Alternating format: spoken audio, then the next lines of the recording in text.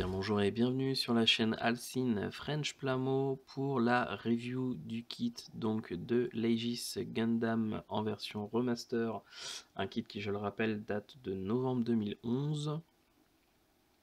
L'autre jour on a vu l'unboxing de la maquette et nous voici donc partis pour la review du kit. Je commence directement par le mode Mobile Armor parce que c'est finalement le mode un peu, pour moi en tout cas, le moins intéressant. Et on va finir avec le mode Gundam en fin de compte. Donc on commence donc avec une forme,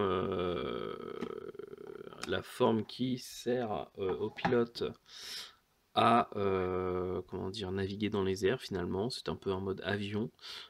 Bien que finalement on pourrait rapprocher la forme globale à celle d'un poulpe quelque part, puisque si on part du principe que cette partie-là est la tête du poulpe, lorsqu'il se met en mode donc un peu une sorte de griffe pour choper les mechas adverses comme ceci, et puis du coup avec cette partie-là lâcher une sorte de rayon qui va pulvériser le mecha, eh bien on pourrait facilement croire finalement que effectivement ça ressemble un peu comme ceci à un poulpe avec ses tentacules qui emprisonnent du coup sa cible. Voilà. Bon, alors clairement, je suis pas un grand fan de cette forme. Alors de toute façon, ce mecha, d'une manière générale, je suis pas un grand fan. Je trouve qu'il est esthétiquement, c'est pas une tuerie quoi. Bon, il existe, il est là, mais on va dire que moi personnellement, j'ai une plus grosse préférence pour le Justice, évidemment, qui je trouve est visuellement, esthétiquement beaucoup plus fini, beaucoup plus fin. Là, Aegis, je sais plus trop la prononciation exacte, mais voilà, je trouve pas la forme très élégante lorsqu'il est en forme de mecha, donc encore moins sous cette forme-là évidemment.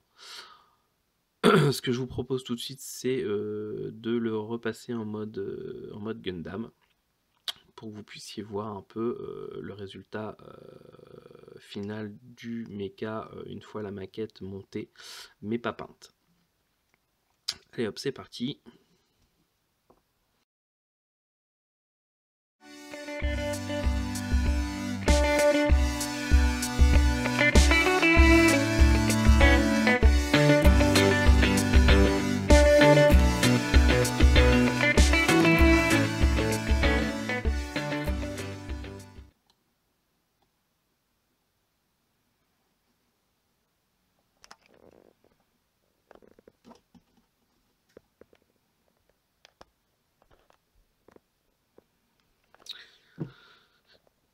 Voilà, donc on l'a mis en mode Gundam.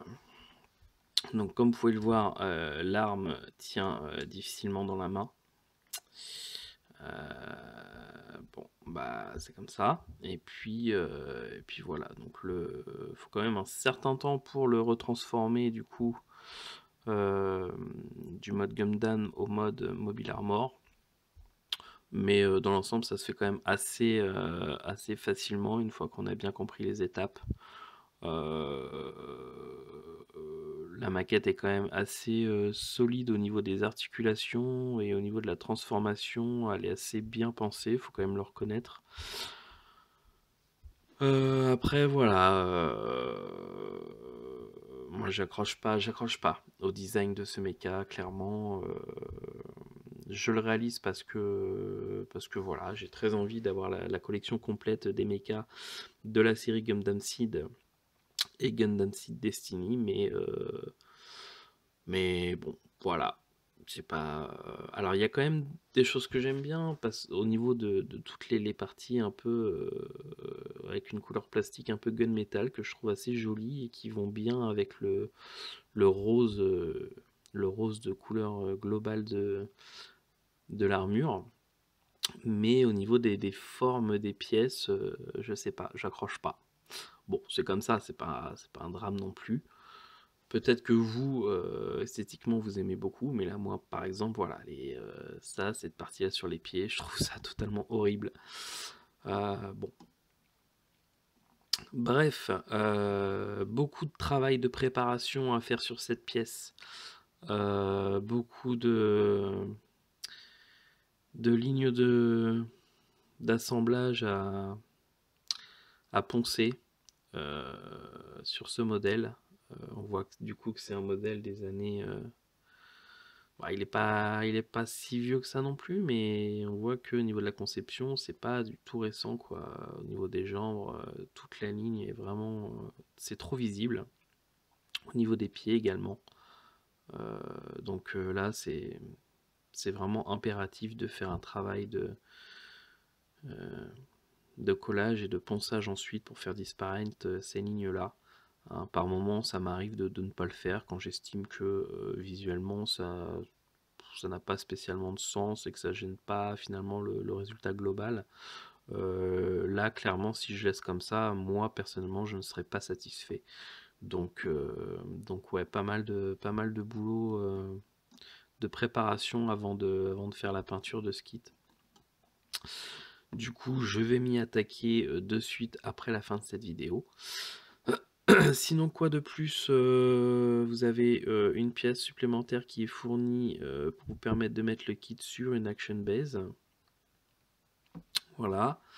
On a les stickers habituels, notamment pour les yeux et puis pour au niveau de la caméra sur la partie blanche du mecha. Et puis le plus des kits remasters de la série Gundam Seed, c'est ça. Avec des stickers bien sympas. C'est des stickers style qu'on retrouve dans la gamme des Royal Grade, les RG.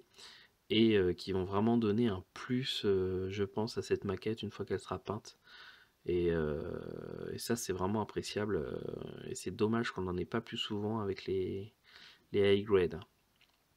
Donc ça, bien joué. Voilà.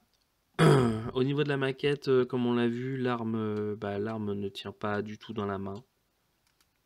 Sinon, le reste des articulations dans l'ensemble, ça va. Le bras peut faire un tour complet sans trop accrocher le reste. Également comme ça. La tête tourne entièrement. Voilà. Au niveau des jambes, vous pouvez les plier suffisamment en tout cas pour faire des poses dynamiques. Les pieds aussi. Donc non, au niveau articulation, bon, il n'y a rien à dire hein, pour du HG, ça répond. Il y a juste par contre au niveau entre la taille et le bassin, on ne peut pas faire tourner, on ne peut pas faire pivoter, on peut pas. Là, c'est vraiment un bloc fixe. Donc c'est peut-être au niveau des articulations le seul défaut que j'ai envie de dire par rapport à un kit de cette période. Mais sinon, dans l'ensemble, voilà. Après, ça reste, c'est typiquement un cas de figure de goût personnel par rapport à l'esthétisme général du kit. Voilà.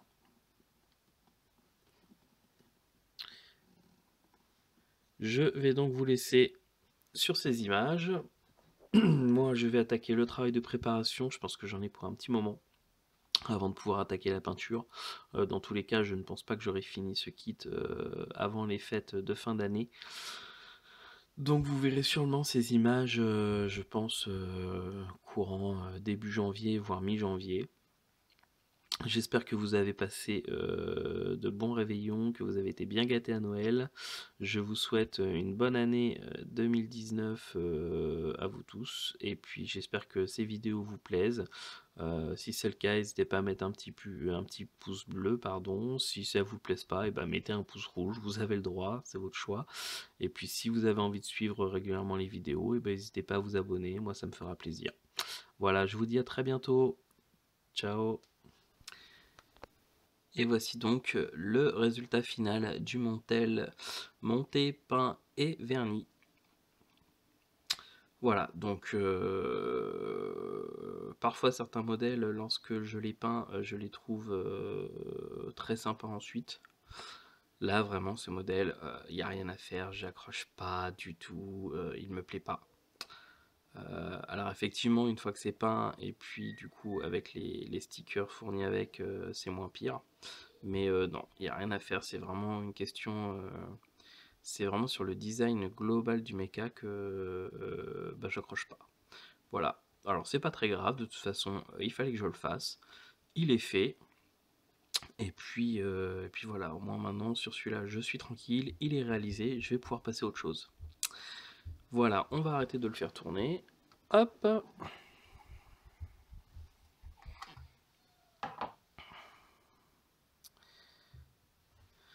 Voilà, voilà. Donc, dans l'ensemble, pour résumer, donc une maquette qui se monte facilement, qui est bien conçue au niveau de la transformation en Mobile Armor.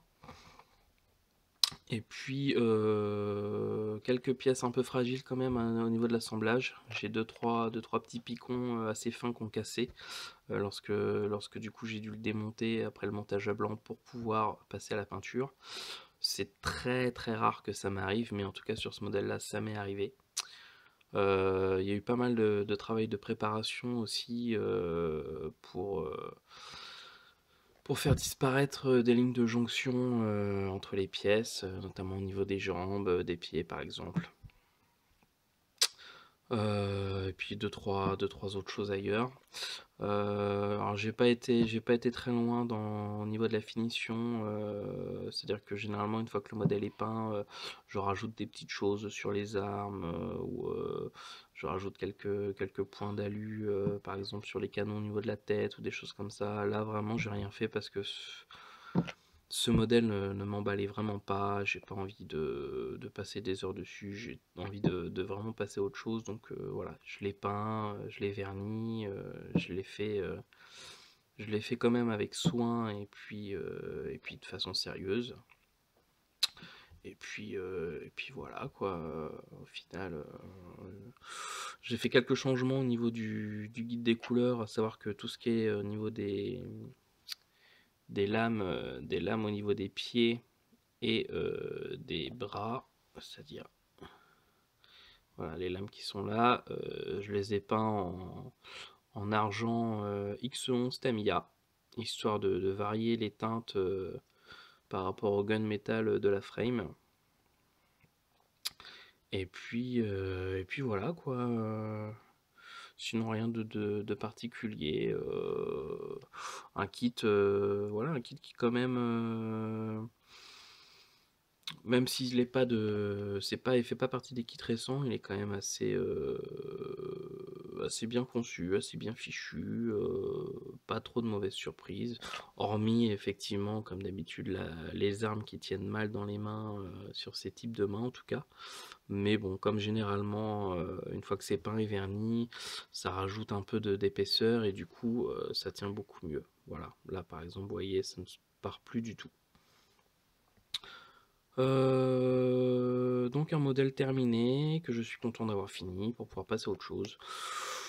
Bon, voilà, je pense qu'on doit sentir dans la vidéo que c'est pas un modèle qui m'a emballé, que j'ai pas grand chose à dire dessus, donc je pense qu'on va s'arrêter là. On va s'arrêter sur un gros plan. Alors vraiment le point positif c'est vraiment les décalques que l'on retrouve généralement dans les RG, qui vraiment apportent un plus à la maquette. Je les ai pas tous mis, il en reste quelques-uns que je me suis gardé pour d'autres kits.